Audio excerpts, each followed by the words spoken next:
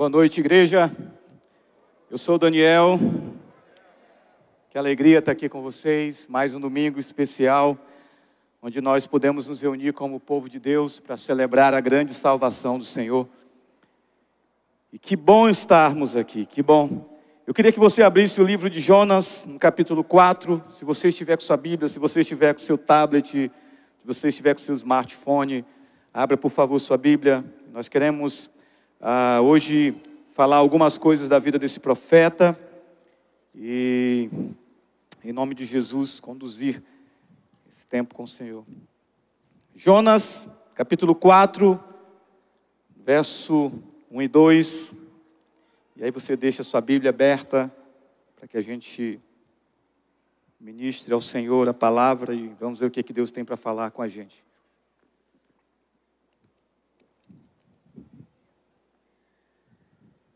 Não sei se eu falei, oi, eu sou o Daniel.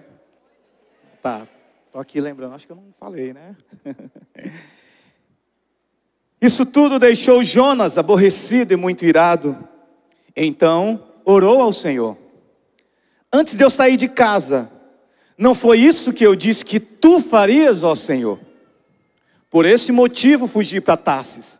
Sabias que eras misericordioso e compassivo, lento para se irar e cheio de amor. Estás pronto a voltar atrás e não trazer calamidade. Vamos orar? Pai, que seja um tempo na tua presença. Obrigado pelo louvor, obrigado por tua igreja que responde cantando de maneira gloriosa. Ó Deus, fala, Senhor, fala à tua igreja, a qual eu me incluso, Senhor. Em nome de Jesus, que o teu Espírito esteja atuando e agindo em nosso meio. Que a tua palavra encontre lugar em nosso coração. E que ela venha frutificar para a tua glória. Em nome de Jesus, amém. Jeffrey Dahmer foi um assassino em série americano. E ele assassinou 17 homens e garotos entre 1978 a 91. A maioria entre os anos de 89 a 91. Seus crimes eram particularmente hediondos, envolvendo estupro, necrofilia e canibalismo. Condenado à prisão perpétua por ter torturado, matado e devorado aqueles jovens, ele não durou muito tempo na prisão. 3 anos apenas. Ele foi espancado por um detento na mesma área, na sua mesma área onde ele estava ali preso, e foi morto, espancado por um homem chamado Christopher Scarver.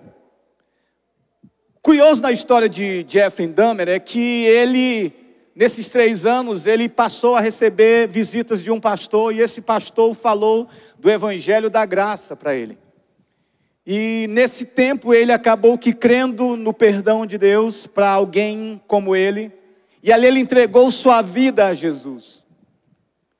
E ele se batizou. E ele chamou uma coletiva de imprensa. E nessa coletiva de imprensa ele pediu perdão para os familiares. Pediu perdão para os pais, para os irmãos, as quais sofreram as percas por causa da sua vida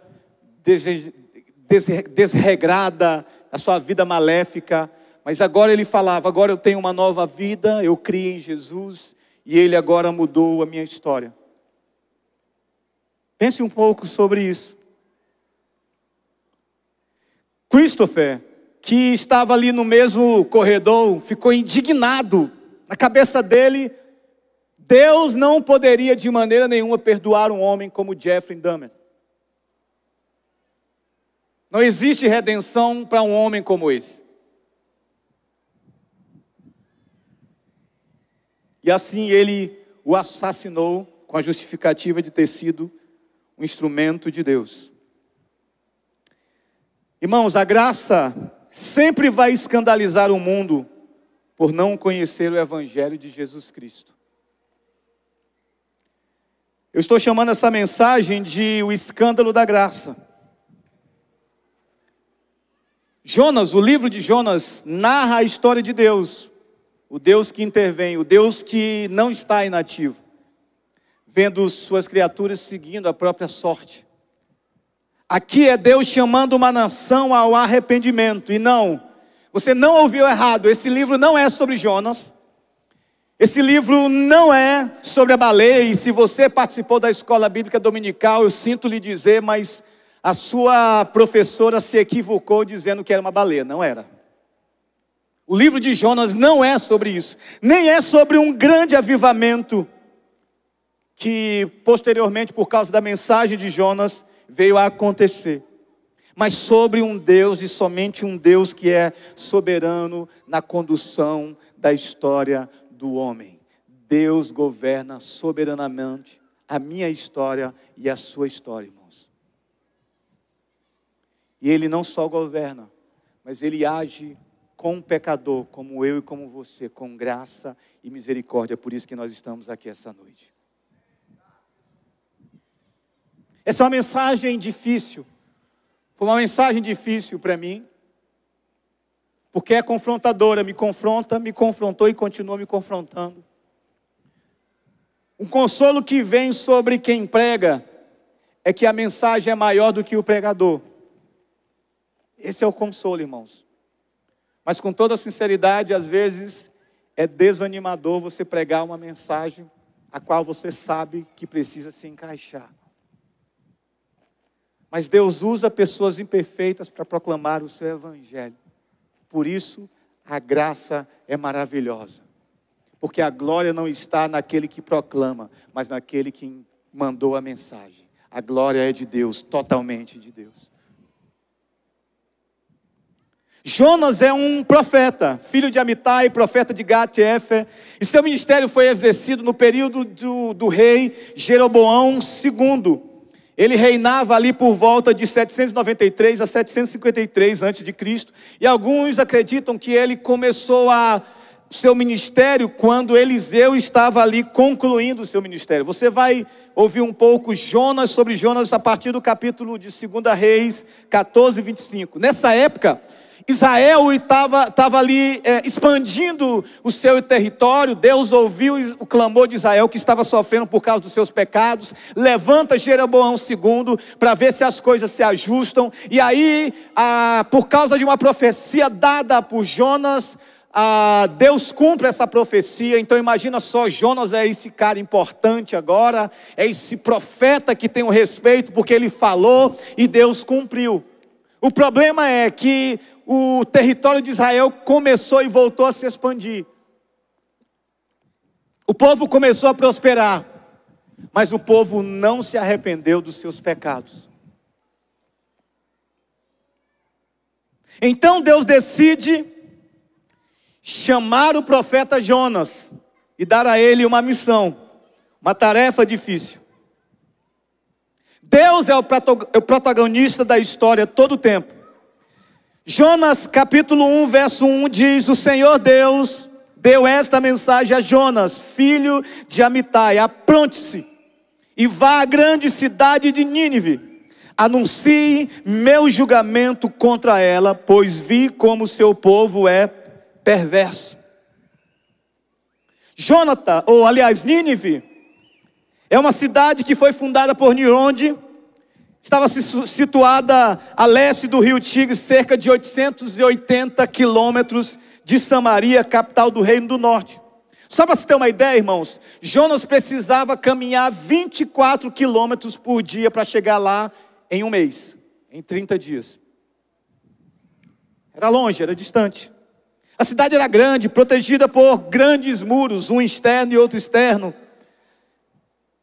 Nínive, nessa época, vivia o seu apogeu. Mas eles eram, irmãos, um povo terrível. Sua maldade era sem precedentes. Os exércitos assírios, para você ter uma ideia, eles avançavam contra a cidade como um bando de gafanhoto. Eles eram extremamente truculentos e perversos. Algumas cidades, ao saberem que iam ser invadidas pelos assírios, eles chamavam o povo para fazer um suicídio coletivo, porque melhor era para eles morrerem se suicidando do que cair nas mãos dos assírios. Tal era a brutalidade desse exército, desse povo. E Naum 3:1-5 tem uma descrição desse povo. Eles dizem: que aflição espera Nínive, cidade de homicídio e mentiras. É cheia de riquezas, tomada à força, e nunca lhe faltam vítimas. Ouçam o estalo de chicotes, o estrondo de rodas, os cavalos vêm galopando, e os carros de guerra sacodem sem parar. Vejam as espadas faiscantes, quando passa a cavalaria, há incontáveis mortos, montes de cadáveres. Os corpos são tantos, que os vivos neles tropeçam. Tudo isso porque Nínive, prostituta bela, dona de encantamentos mortais, seduziu as nações com sua beleza. Ensinou a elas sua magia e enfeitiçou gente de toda parte. Então, ao ouvir o relato de quem era esse povo, podemos ver pelo menos duas razões para Jonas resistir ao chamado de Deus. Primeira, já falamos, a maldade intensa. Como é que você vai falar para um povo que é mau dessa maneira? É Christopher não reconhecendo que Deus pode alcançar um homem como Jeffrey Dahmer. Assim eu penso, assim você pensa. Não, peraí. Vamos falar de evangelho para todos, mas menos abusadores, estupradores de criança, menos assassinos. Pensa comigo um pouco sobre isso. E avalie esse sentimento que com certeza mexe com você assim como mexe comigo. Esses não merecem misericórdia. Esses não merecem perdão de Deus. Eles devem queimar no inferno. Jonas é igual a mim. Jonas é igual a você. A segunda razão, Jonas também sabia de uma profecia do profeta Isaías, antes dele, que profetizou que a Assíria seria invadida. Aliás, a Assíria invadiria Israel. Você encontra em Isaías 7:17. Deus iria usá-los para punir Israel por conta dos seus pecados. Já imaginou isso, irmão?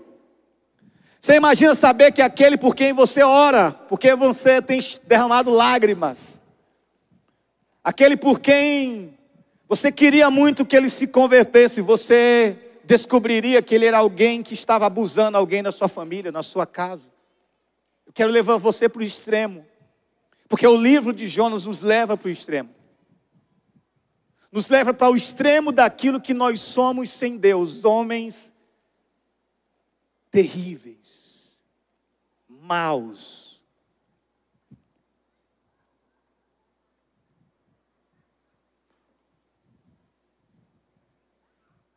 Jonas parece ter todos os motivos para não se envolver com tal chamado e responsabilidade.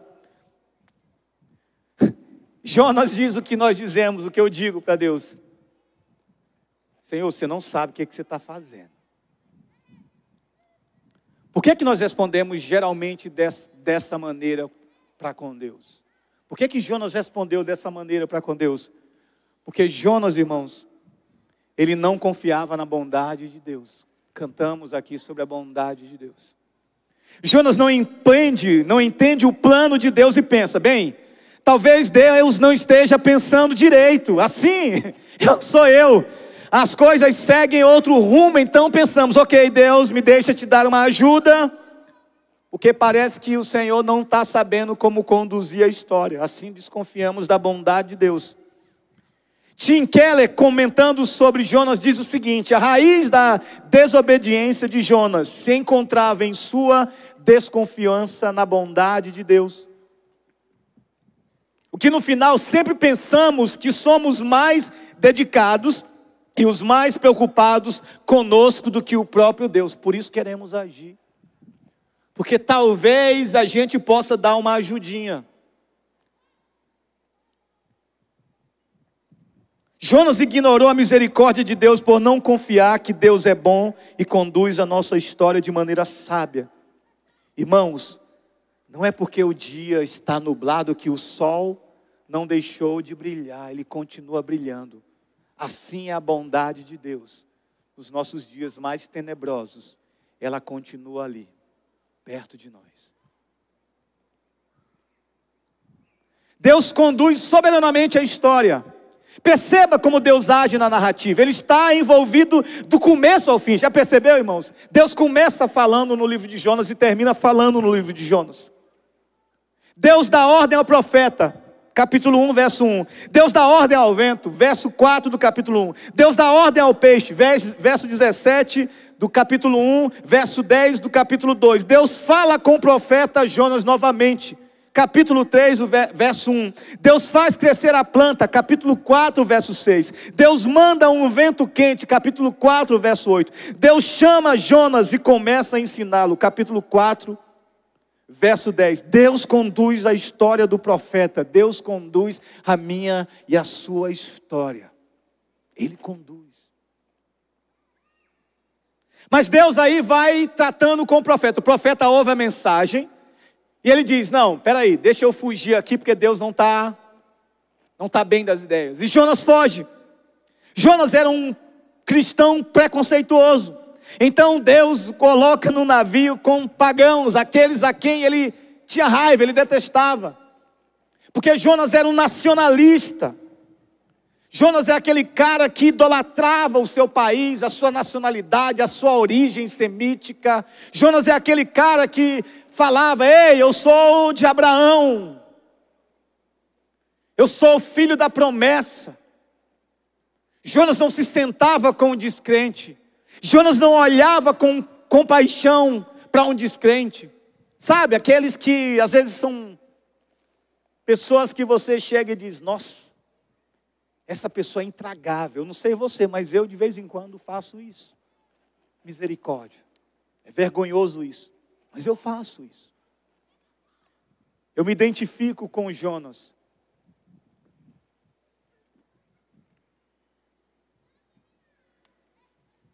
Deus então manda uma tempestade, e aqueles pagãos, descrentes, marinheiros, eles ao verem a tempestade, homens experientes, eles olham e dizem assim, tem algo errado, essa tempestade aí, ela é diferente. Muitos anos no mar, eles sabiam discernir as tempestades, e poderiam sair mesmo em meio a mar, a tempestade mais ferrenha que caísse sobre eles, mas aquela era diferente. Existia naquela tempestade um poder incomum. Então eles discernem, os deuses estão furiosos. Então cada um clama ao seu Deus. Os marinheiros ali então começam a clamar ao seu Deus, cada um buscando saber o que fazer ou o que poderiam fazer para amenizar aquilo e acabar com aquilo. Os marinheiros pagãos, descrentes, oram ao seu Deus. O profeta semita, israelita, que se diz fazer parte do povo de Deus, dorme. Dá para perceber o contraste aqui? Aquele que deveria ser o homem que olhasse para a tempestade e falasse, bom, Deus está fazendo alguma coisa aqui, não, ele vai dormir. E esse sono de Jonas, irmãos, é aquela fuga da realidade, de alguém que está culpado, que sabe que tem algo, que deve algo contra Deus, mas ele quer fugir da realidade. E ele vai dormir. Jonas é um profeta que não reflete o coração de Deus, porque os homens vão lá acordá-lo, chamá-lo, ei, como é que você consegue dormir numa tempestade dessa? Não está vendo que a gente está morrendo? Clame ao seu Deus, talvez Ele nos ouça. E aí Jonas se levanta e é interrogado. Jonas é um patriota, um israelense que não tem medo de se declarar assim. Então, ao ser interrogado, ele responde, sou israelita. Isso vem como a resposta primeira, que na verdade os homens nem perguntam isso de pronto. Os homens perguntam para ele,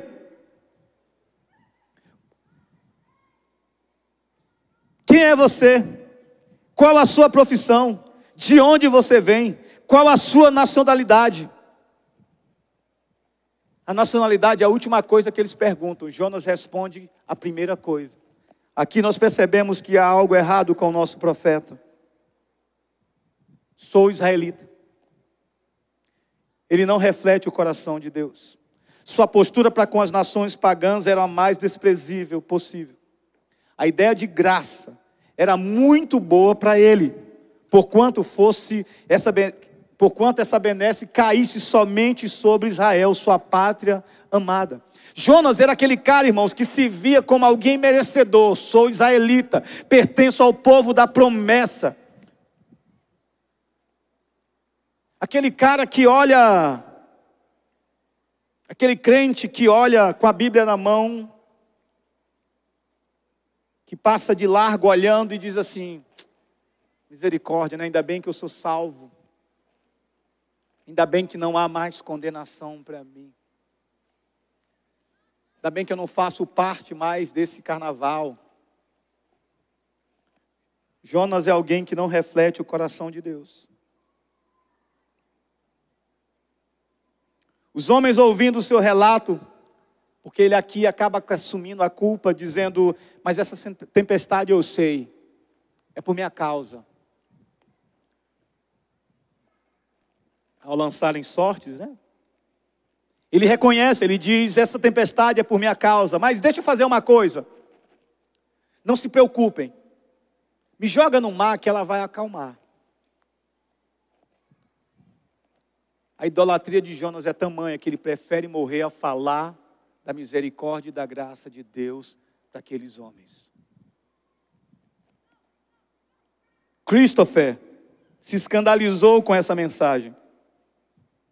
Ele não conseguia ver como um Deus justo poderia perdoar alguém como Jeffrey Dahmer, assim como eu não consigo ver se eu não reconheço que aquilo que eu mereço é inferno ou é inferno ao invés de graça. Aquilo que eu mereço é ira por causa dos meus muitos pecados, ao invés de misericórdia. Irmãos, enquanto eu e você não nos olharmos como alguém que merece toda a punição possível por causa daquilo que Jesus sofreu, por causa do meu e do seu pecado, eu não vou conseguir olhar com graça e misericórdia para aqueles que não conhecem a Deus. A graça de Deus me ensina a olhar para o outro com misericórdia, porque assim como eu precisava de misericórdia, o outro também precisa. Amém? É difícil perdoar, não é não? Ah, porque eu fui abusado. Esse cara não merece o perdão.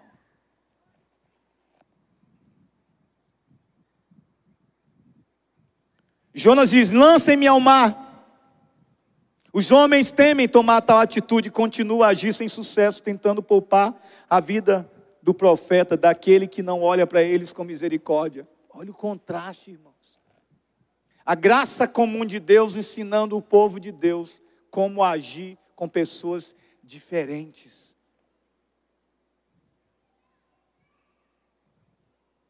Jonas é jogado. O que acontece com aqueles homens é que, quando a tempestade acalma, porque Jonas é jogado, irmãos, aqueles homens reconhecem o Deus de Israel como o Deus Todo-Poderoso. Aqueles homens se rendem ao Deus de Israel. Aqueles homens fazem votos ao Deus de Israel, oferecem sacrifício. E com certeza aqueles homens tiveram a vida mudada, porque Deus agiu com misericórdia na vida deles. Mas deixa eu falar algo para vocês aqui. Quando nós fugimos da nossa responsabilidade como cristãos, irmãos, nós somos maldição, não só para nós, mas para aqueles que estão ao nosso redor. Pesado isso, não? Jonas leva maldição para aquele barco, para aquelas pessoas têm prejuízo, elas perdem praticamente tudo tentando salvar as suas vidas.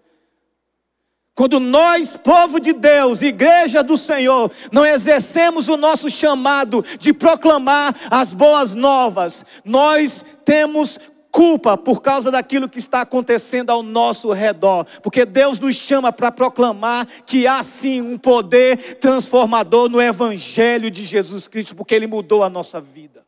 Quando nós silenciamos, irmãos, nós somos prejuízo para a nossa sociedade. Pesado isso, não? Quando eu não anuncio, irmãos, eu sou prejuízo para a minha vizinhança, para a minha família, para a sociedade.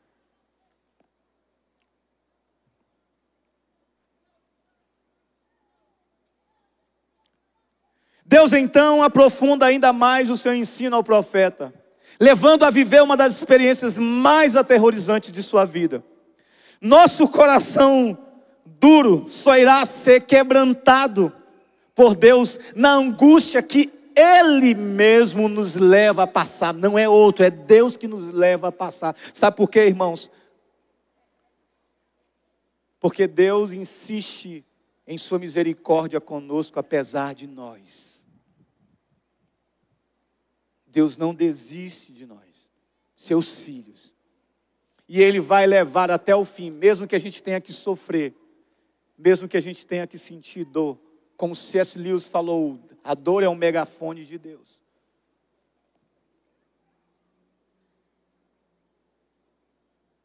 O processo de obediência de Deus, que Deus quer de nós, muitas vezes se dá pela disciplina divina.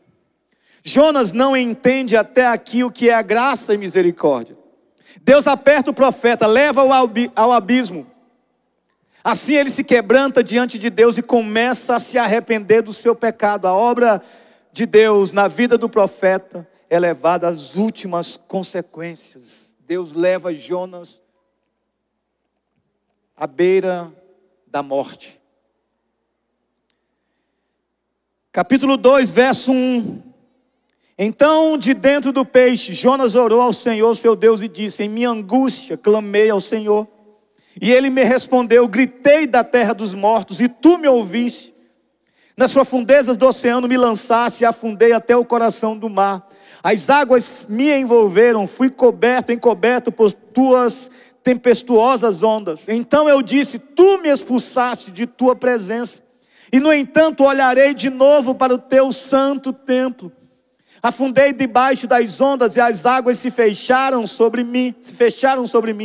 As águas marinhas se enrolaram em minha cabeça. Afundei até os alicerces dos montes. Fiquei preso na terra cujas portas se fecharam para sempre. Mas tu, ó Senhor, meu Deus, me resgataste da morte.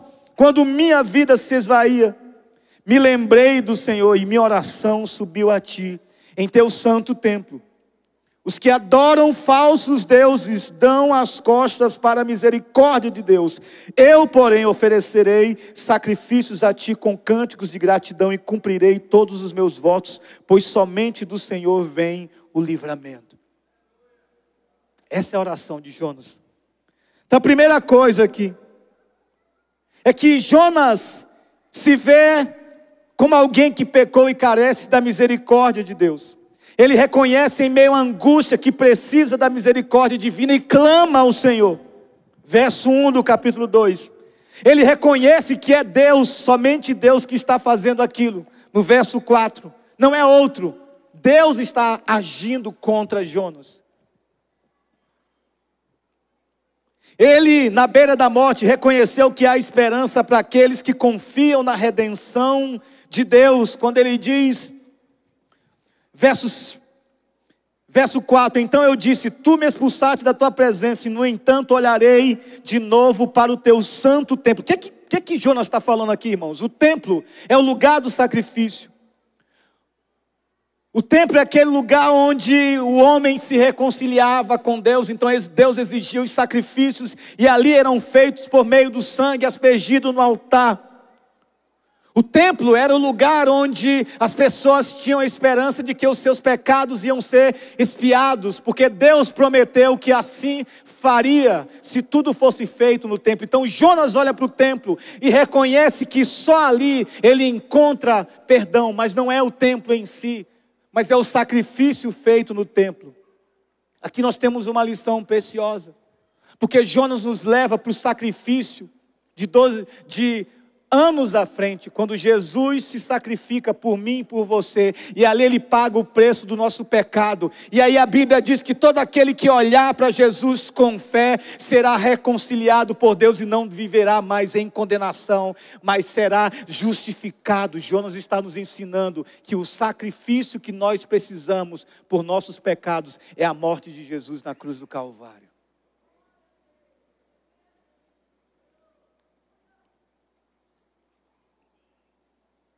Jonas apela para a aliança. Ele parece reconhecer sua idolatria. No verso 8, ele reconhece que deu as costas para Deus, quando ele fala: os que adoram falsos deuses dão as costas para as misericórdias de Deus. Aqui Jonas começa a reconhecer seu pecado, mas reconhece que Deus e somente Deus, a Deus pertence a salvação. Irmãos, deixa eu repetir isso mais uma vez. Deus não desiste de nós, apesar de nós.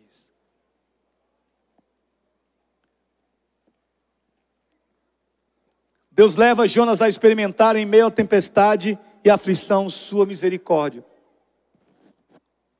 A graça confronta nossa moralidade, pois enquanto não nos vemos como dignos do inferno por conta dos nossos pecados, viveremos encerrados em nossa própria bolha e círculo. Enquanto não nos vermos como alguém que também merece ou carece de misericórdia e graça, irmãos, nos encerraremos em nós mesmos. Não anunciaremos, teremos medo de multiplicar o GR. Teremos medo de receber pessoas novas no GR. Teremos medo de ver a igreja crescer. Teremos medo, irmãos.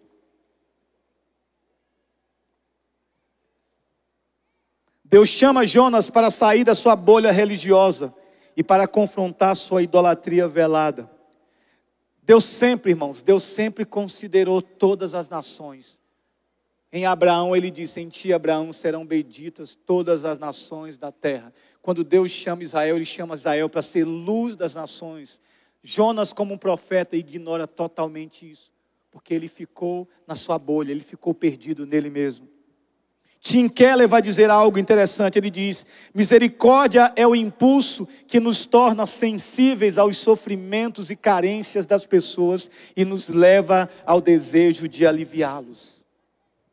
É o impulso que nos torna sensíveis aos sofrimentos e carências das pessoas e nos leva ao desejo de aliviá-los. A quem você tem olhado com misericórdia, isso tem te levado, tem te dado o desejo de aliviar carências. Jonas está vivendo esse drama porque ele não consegue ver com um olhar de misericórdia. Conhecer a Deus, irmãos, é mais do que saber Bíblia, pois uma teologia correta não nos tornará mais misericordiosos. Nossas experiências espirituais não fazem de nós pessoas piedosas.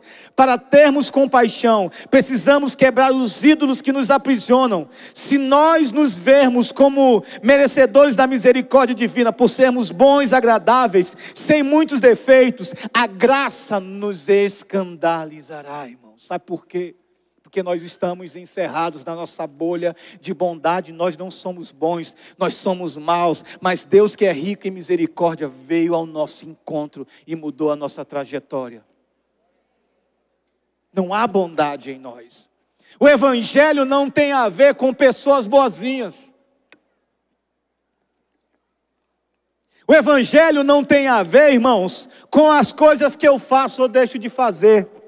O Evangelho tem a ver com uma única pessoa, Jesus Cristo, que cumpriu toda a lei de Deus, que pagou o preço na cruz do Calvário, que ali Ele disse: tetelestai, já não existe mais nada a ser feito, agora todo aquele que crê em mim, encontrará salvação e redenção para sempre. O Evangelho tem a ver com isso.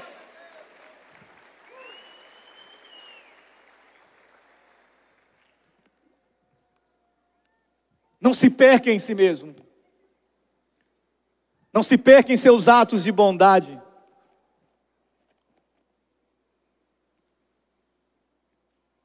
Em janeiro de 1907, ocorreu um avivamento durante uma conferência bíblica em Pyongyang, atual capital da Coreia do Norte. Os participantes da conferência tornaram-se profundamente convictos de seu pecado, especialmente quando um pregador os chamou a se arrependerem de seu ódio tradicional pelos japoneses.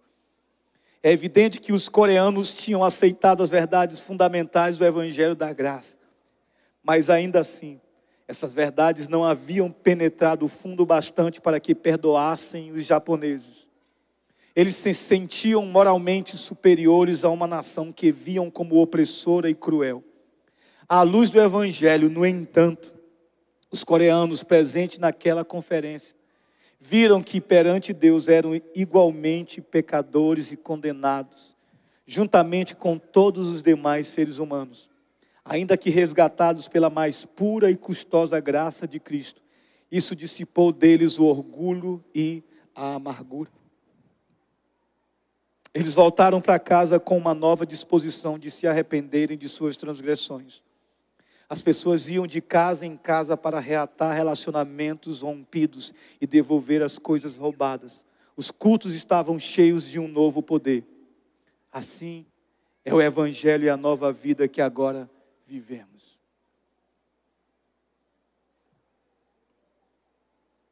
Deus nos chama a nos arrependermos. A quem você não tem liberado perdão? De quem você não tem tido misericórdia?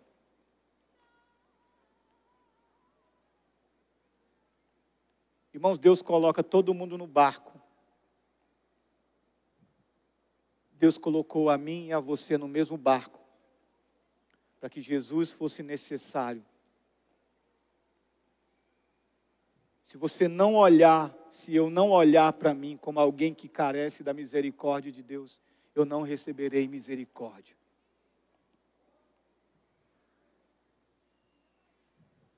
Aquele que não perdoa é alguém que não foi perdoado. Deixa eu falar de novo isso. Aquele que não perdoa está revelando que ele não foi perdoado e não experimentou o perdão de Deus. O Christopher, ele não conseguia ver em Dahmer um homem perdoado por Deus, porque ele não conhecia a graça e a misericórdia divina. Eu e você só iremos olhar para um mundo com misericórdia quando nós realmente experimentarmos o perdão de Deus. E aí não faremos mais acepção de quem irá ouvir a mensagem do Evangelho, porque Deus não fez acepção de pessoas como eu, mas Ele me incluiu em sua graça.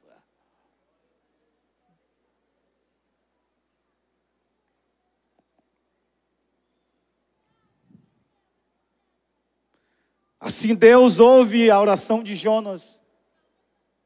Jonas ainda não está pronto, mas Deus o usa apesar dele mesmo, assim como Deus nos usa apesar de nós mesmos. Jonas assim recebe de novo a palavra de Deus: vai a Nínive, eu tenho pressa, corre. Jonas então assim percorre 40 dias naquela grande cidade, clamando que Deus iria julgar aquela nação por causa dos seus pecados. Pensa só em Jonas aqui comigo. Deus vai vir para julgar vocês por causa dos pecados de vocês. Deus vai vir para julgar vocês por causa do pecado de vocês. Deus vai vir para julgar vocês por causa dos pecados de vocês. Deus vai vir para julgar vocês por causa do pecado de vocês. Jonas é alguém que proclama sem uma lágrima nos olhos. Jonas é alguém que proclama a mensagem de juízo de Deus sem nenhuma compaixão para aqueles que vão sofrer o juízo de Deus. Mas Deus é tão rico em misericórdia, irmãos, que Deus não precisa de mim, de você. Ele não precisa. É por isso que o livro de Jonas não é sobre Jonas, é sobre Deus. Porque Deus é aquele que opera a salvação no meio do seu povo. Deus é aquele que vem e busca o pecador perdido e o leva resgatado, reconciliado e salvo para Ele mesmo. Independente se eu tenho ou não misericórdia e compaixão. Mas Deus irá cobrar de mim e de você. Misericórdia, Senhor. O arrependimento é a obra de Deus. Segundo Timóteo 2,25 diz: instrua com mansidão aqueles que se opõem, na esperança de que Deus os leve ao arrependimento. Mas uma coisa Deus cobra de nós, irmãos. Jonas não era livre para escolher por si mesmo o que diria aos homens. Ele não foi até eles para lhes falar sobre suas experiências. Ele não decidiu o conteúdo de sua pregação. Nós não temos essa liberdade. Nosso chamado é sermos obedientes.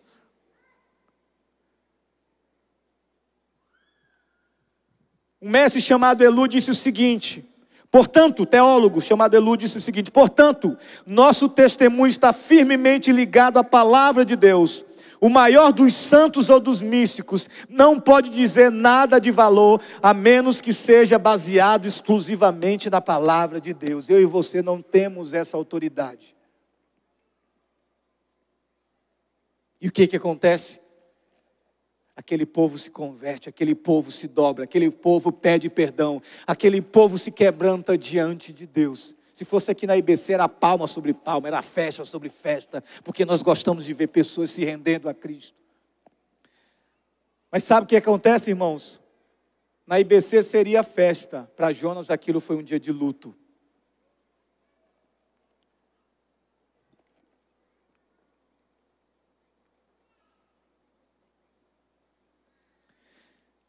Capítulo 4, verso 1 a 3 diz, Jonas fala: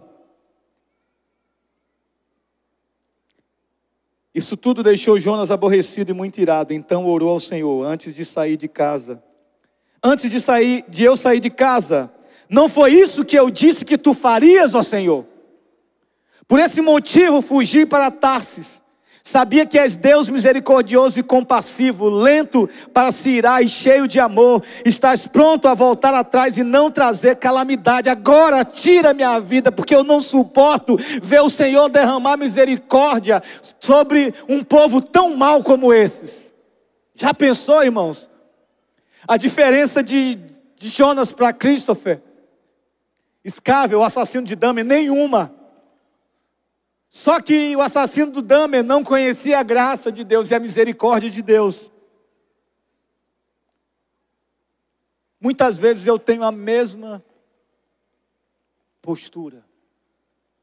Não sei vocês, mas eu tenho a mesma postura.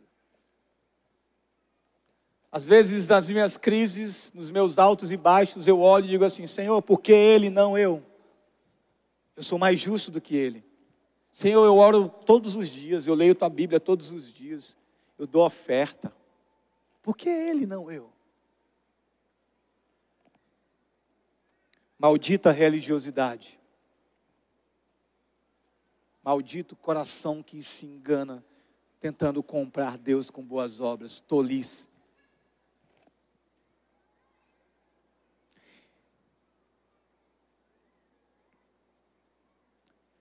Jonas 3,10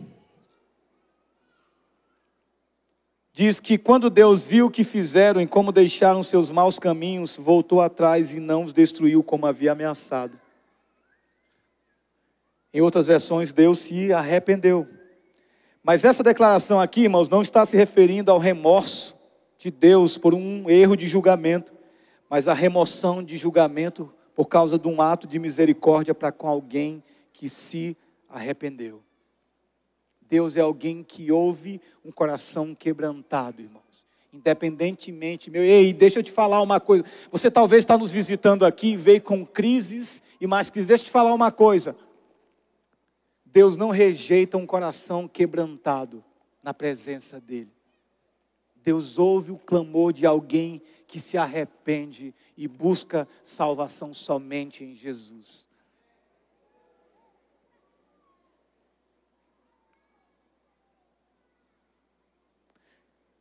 Voltando, Jonas chama Deus com fúria e diz: não foi isso que eu disse? Eu falei isso desde o início. Que o Senhor era um Deus de misericórdia, que o Senhor era um Deus de coração mole, que o Senhor não resistiria e abençoaria esse povo maldito. Jonas está trazendo aqui, irmãos, um texto de Êxodo capítulo 34, versos 6 a 7, que diz: o Senhor passou diante de Moisés proclamando: Javé, o Senhor, o Deus de compaixão e misericórdia, sou lento para me irar e cheio de amor e fidelidade. Cubro de amor 1000 gerações e perdoo o mal, a rebeldia e o pecado. Contudo, não absolvo o culpado. Trago as consequências do pecado dos pais sobre os filhos até a 3ª e a 4ª geração. Deus se apresentando e falando a Moisés quem ele era. Aqui com Jonas, irmãos, o problema era o seu ídolo. Quem era seu ídolo? Sua nacionalidade, seu nacionalismo. A pergunta para mim e para você é: que ameaça você sente ao pensar em evangelizar e proclamar aos outros? Sua reputação? Ser deixado de lado do grupo? Perder o emprego? Perder seguidores? Não, meu Instagram é só para efeito trabalhístico. Eu não posso usar ele para outra coisa. Se eu colocar o nome de Jesus lá, muita gente vai me deixar de me seguir. O que é? Não posso falar de Jesus no meu emprego não, porque eu posso perder meu emprego. E assim eu me acomodo. E assim eu me submeto a tudo aquilo que é contra Deus no meu emprego, para me manter no emprego. Não, minha reputação, não. O povo pode dizer que eu sou um religioso, um fanático, eu não quero isso. O que te impede de proclamar? Aí Deus vai tratar com o profeta de novo. O profeta, ao invés de pegar aquela turma que agora se arrependeu e começar a falar sobre como o caminho de Deus deve ser seguido, como eles devem andar agora numa nova postura diante de Deus, ele se afasta da cidade esperando que algo aconteça, mas nada acontece. E Deus vem de novo. Faz com que uma planta cresça. E Jonas ali entra num conforto. Aquilo alegra a sua alma. Mas Deus faz com que um bicho coma a planta. E ali Jonas, por causa de um vento quente demais, ele começa a reclamar de novo. Ele se compadece de uma planta, irmãos. A parte onde Jonas se compadece, naquele momento era aquilo que lhe dava conforto e fora perdido. É este tipo de atitude que o Evangelho de Cristo nos confronta, me confronta. Pois no Evangelho o desconforto é uma estrada muito certa a qual iremos trilhar. Irmão, deixa eu te falar uma coisa. O Evangelho é desconfortável. Ser crente é desconfortável. Não existe nada de conforto em ser crente. Porque você é julgado, você é condenado, você é deixado de fora. Mas sabe, irmãos, Jesus viveu tudo isso. Toda vez que eu e você somos deixados de fora, nós estamos vivendo como Jesus. Porque Ele foi deixado de fora e o Evangelho está sendo proclamado. Não pense que, eu vou me converter agora, eu sou crente e tudo de bom vai acontecer. Pelo contrário, irmãos. Os seus ídolos vão ser quebrados. E toda vez que um ídolo quebra, eu sinto. Porque o ídolo me deixa numa zona de conforto. O ídolo me deixa aprisionado naquilo que eu mais gosto. Eu não quero perder isso aqui. Sophia Müller foi uma missionária que Deus usou para resgatar uma tribo dos seus pecados. Pajés anunciaram profecias passadas que uma estrangeira traria a eles boas novas e todos deveriam ouvi-la. Então, chega a senhora Miller, branca, anunciando, ela é uma mulher branca e estava anunciando uma mensagem. Mas eles só iriam escutá-la se ela tomasse uma boa dose de veneno e sobrevivesse. Afinal, os deuses a poupariam. Assim lhe prepararam a sopa que continha em seus ingredientes pés de tartarugas e unhas de outros animais que ninguém sabe o que era.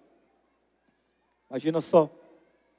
Essa sopa, irmãos, ela tinha um poder de derrubar 5 homens. Ela tomou, passou mal, vomitou. No dia seguinte, então, alguns homens da tribo foram em sua tenda, acreditando que levariam seu corpo sem vida. Ao chegarem lá, ela estava em pé, em bom estado, e pregando o evangelho de Jesus. Os pajés da tribo creram e com eles todos das tribos Curipaco e Baniua. Todas aquelas tribos creram em Cristo. O ponto é que décadas depois dessa experiência, irmão, quando perguntada sobre o chamado, ela respondeu: jamais tive um chamado, eu somente li a ordem e obedeci.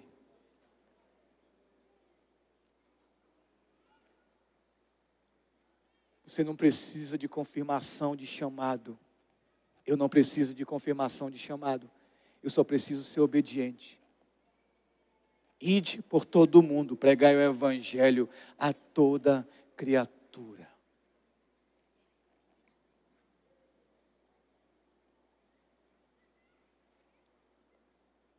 Aqui vemos o quanto Jonas é atual para a nossa geração. Pois no mundo atual temos misericórdia de tudo o que não é gente. Fazemos passeatas, nos envolvemos em movimentos e coisas das quais não tivemos uma só parcela de seu desenvolvimento.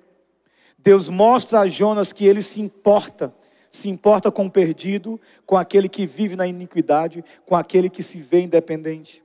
Deus veio para os perdidos. O chamado de Deus é para sairmos da nossa zona de conforto.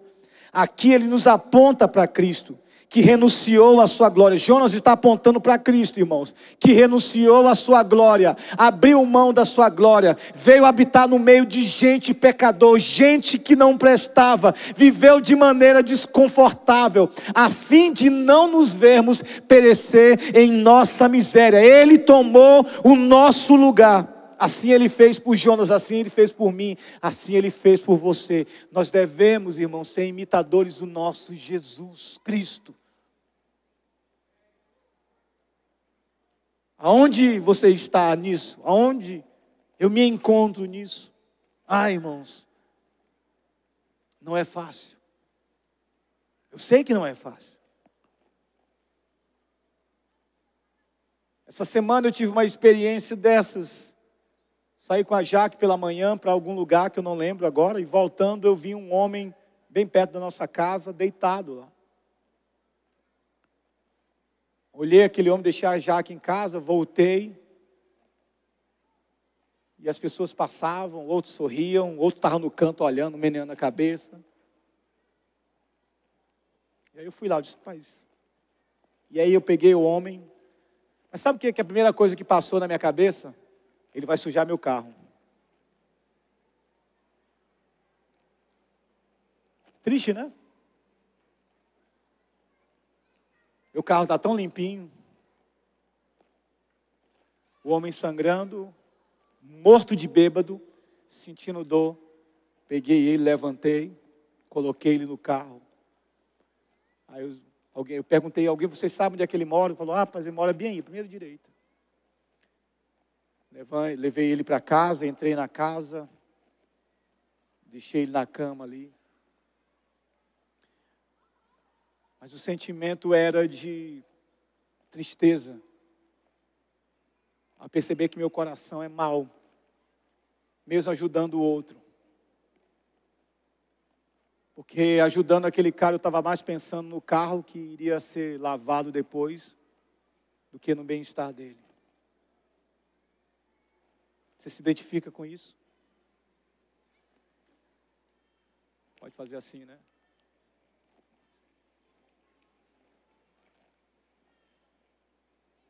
Por isso, irmãos, que o Evangelho é para mim e para você. Porque só o Evangelho é capaz de me salvar de mim mesmo. Só o Evangelho é capaz de me impulsionar para o outro, para que Deus receba a glória. Só o Evangelho é capaz de me levar ao outro e olhar com compaixão e misericórdia, a fim de que aquele mesmo que é tão mau, que é tão perdido, que é intragável, ele conheça o poder transformador de Jesus que mudou a minha e a sua história. Irmãos, Jonas nos ensina que Deus nos usa apesar de nós, mas também nos ensina que Deus vem ao nosso encontro como filhos amados para nos quebrantar e nos levar para ter uma consciência de que nós somos voz para essa geração perdida que precisa de salvação. Deus chama a Igreja Batista Central para anunciar o Evangelho e dizer ao mundo: arrependei-vos e crede no Evangelho de Jesus Cristo, que muda histórias. Deus nos chama para, antes de falarmos sobre perdão, perdoarmos. Porque nós fomos alcançados por esse perdão de Jesus. Oh, irmãos. O que falta para mim, para você falarmos de Jesus da maneira como Deus quer? Estamos vivendo os últimos dias. Jesus está voltando, Ele vem, Ele vem, Ele vem. Ele vem, Ele vem, Ele vem, já vemos as marcas e os seus sinais, Ele está vindo, pessoas irão para o inferno, se nós não olharmos com misericórdia. Isso inclui todos aqueles que nós achamos de lado, irmãos, inclui aquele que é abusador, inclui aquele que não pensa igual a nós. A coisa mais vergonhosa que a igreja de Jesus sofreu esses últimos dias foi essa divisão miserável, infernal de esquerda e direita. Misericórdia, misericórdia. Nós precisamos voltar para o centro que é Jesus Cristo. Ele é o centro que nos une e nos torna família, que proclama o seu Evangelho. Ele é o centro.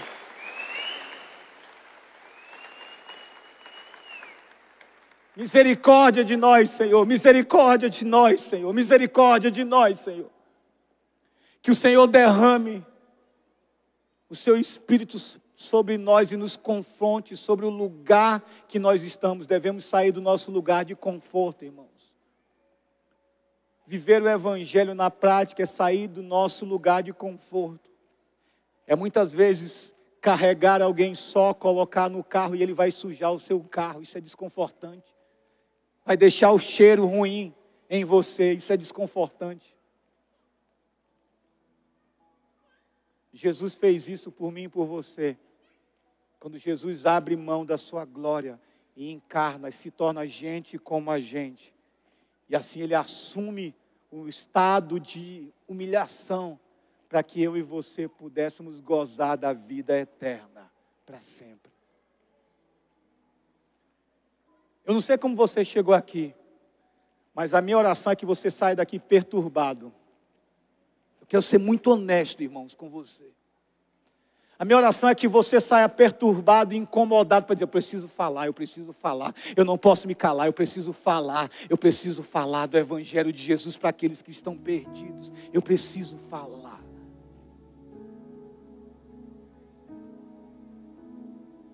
Essa mensagem é para mim, irmãos. E para todos aqueles que reconhecem que estão calados diante de um mundo que se perde. A história de Jonas é a história de um Deus que tem misericórdia de um povo. Eu queria te convidar para orar, e aí você mesmo sentado no seu lugar, para você falar com Deus um minutinho. O que Deus falou com você? O que você vai fazer a respeito disso aí? Eu não sei.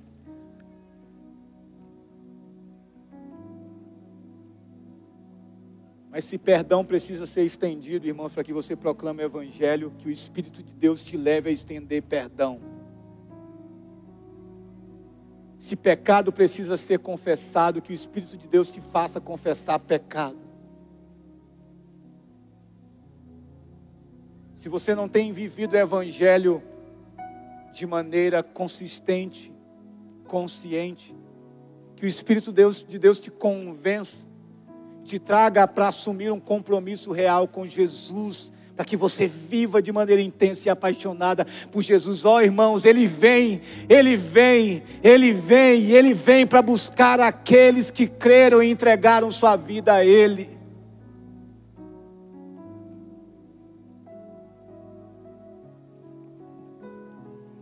Ora ao Senhor. O que você vai orar, eu não sei. Talvez a oração seja: ó Senhor, só me usa. Eis-me aqui, me usa. Nós oramos a Ti, Senhor Deus, neste momento.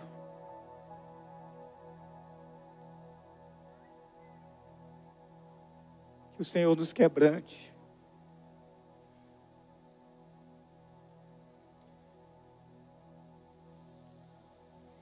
Que o Teu Espírito nos confronte. Que o Senhor nos tire da zona de conforto.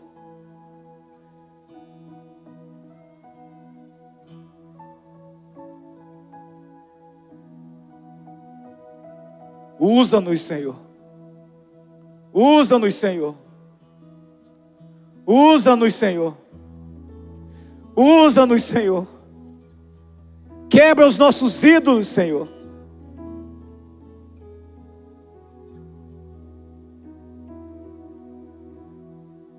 Para que a gente responda de maneira coerente ao Teu chamado.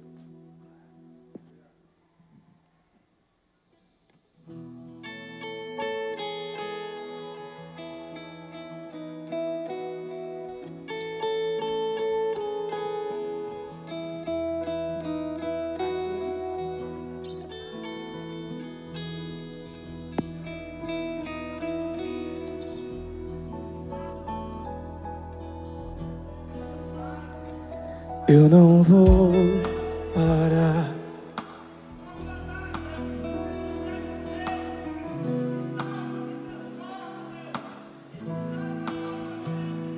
Eu não estou só, te sinto aqui. A vida é mesmo assim.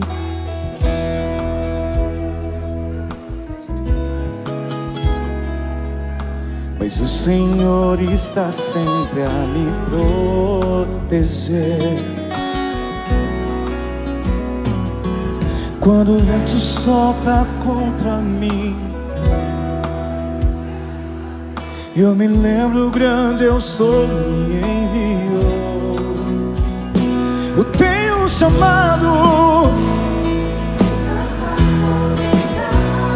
eu tenho um chamado. E eu fui escolhido no ventre da minha mãe. Eu sei que Deus não abre mão de mim.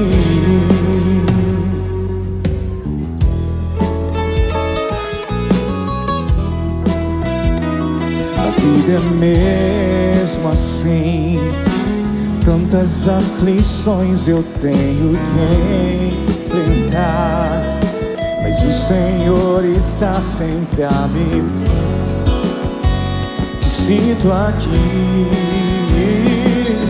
Quando o vento sopra contra mim, os problemas tentam me abater, eu me lembro o grande eu sou me enviou. Eu tenho um chamado, eu tenho um chamado. O Evangelho anunciar, eu fui escolhido no ventre da minha mãe. Deus não abre mão de mim. Há muito pra fazer, pra olhar.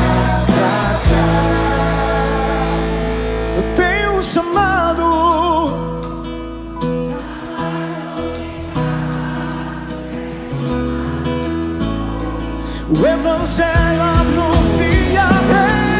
Eu fui escolhido no ventre da mãe. Eu sei que Deus não abre mão de mim ou não. Eu tenho um chamado, jamais vou negar. Eu tenho um chamado, o evangelho anuncia. Eu fui escolhido no ventre da minha mãe. Eu sei que Deus, eu sei que Deus não abre mão. Eu sei que Deus não abre mão. Eu tenho um chamado. Se você está aqui e quer aceitar Jesus como teu Senhor e Salvador, levanta a mão aqui, a gente quer ver isso. Tem lá atrás, estou vendo, você tem aqui também, vem. Se você quiser vir, pode vir aqui na frente. Vem aqui na frente para a gente orar com você, vem. Se tem mais gente aí, pode vir, traz. Vem aqui. Nós queremos orar por você, amém, amém. Glória a Deus. Tem mais gente. Levanta a mão e diz: eu quero viver uma vida nova. Eu quero ser perdoado por Cristo, aleluia. Bem-vindos, bem-vindos.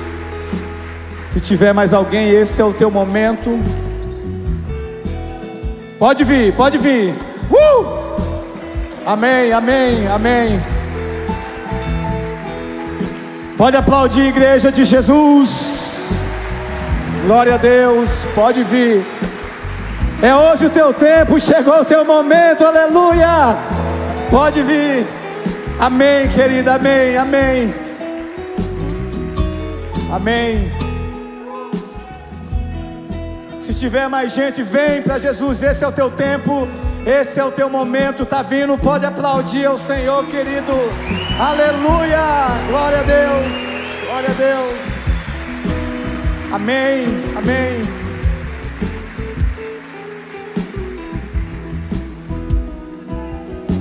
Amém, amém. Glória a Deus. Se tiver mais gente, pode vir.